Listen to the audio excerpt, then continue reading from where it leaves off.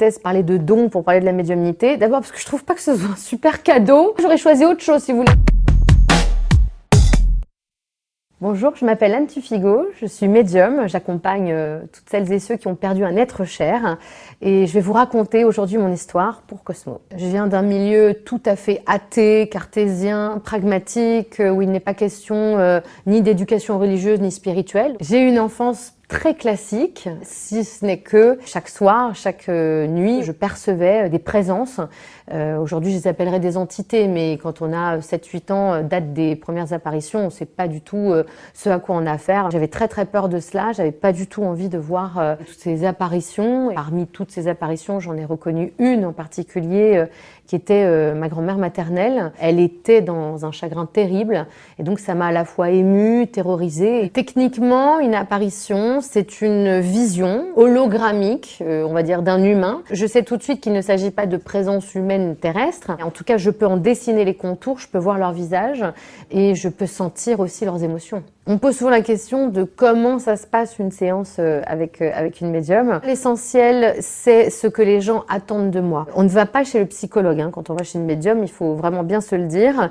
J'aborde avec mes consultants des thèmes très différents. Le premier, évidemment, celui qui m'anime depuis toutes ces années, c'est l'accompagnement dans le deuil. Délivrer des messages de nos êtres chers disparus, ce qui constitue, je dirais, 70% des requêtes que me posent mes consultants.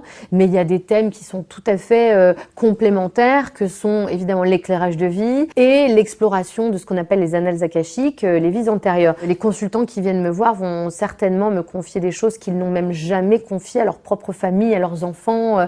Je pense évidemment à tous les secrets de famille. Un objet de consultation qui est très prégnant ces derniers temps, l'impact des lignées transgénérationnelles, qu'est-ce que nos ancêtres nous ont légué. Les consultations qui restent les plus émouvantes sont celles des parents qui ont perdu un enfant, bien évidemment. Je pense particulièrement à ces mamans qui ont un jour décidé de ne pas faire venir un enfant, je pense aux avortements, et qui sont dans une culpabilité terrible quand elles ont un message de ces enfants qui sont partis dans l'au-delà et qui viennent leur dire « mais moi non plus, je n'allais pas venir et je vais te donner la raison pour laquelle il n'était pas temps que nous nous rencontrions ». Je trouve ça toujours bouleversant. J'essaye d'expliquer aux gens dans mon travail qui est celui de la médiumnité que nos défunts ont tout autant besoin que nous d'échanger, c'est-à-dire qu'une fois passé le plan subtil, ils font le grand bilan de leur vie et ils prennent conscience, si ça n'était pas le cas déjà de leur vivant, des offenses qu'ils ont commises, des erreurs, des mauvais choix, et donc ils sont là à la fois pour nous guider, réparer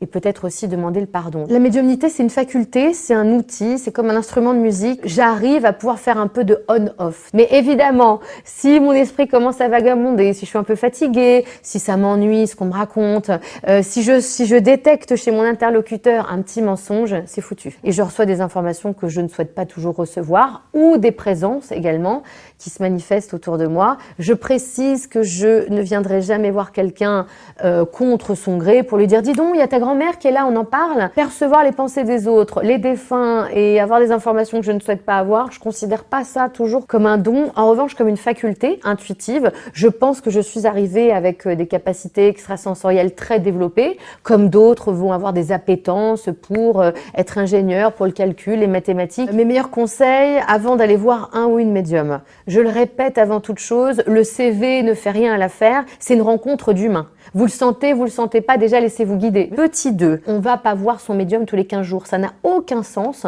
Mes consultants, je les vois une fois par an, 2 fois dans le grand maximum pour ceux que je suis depuis des années, et c'est tout. Si à un moment donné de votre existence, vous avez besoin d'un médium ou d'une voyante pour prendre une décision et que vous allez vous plier à ce que cette personne dit, ne consultez pas. C'est que vous avez perdu tout libre arbitre et ça n'est absolument pas la raison pour laquelle la spiritualité va vous aider.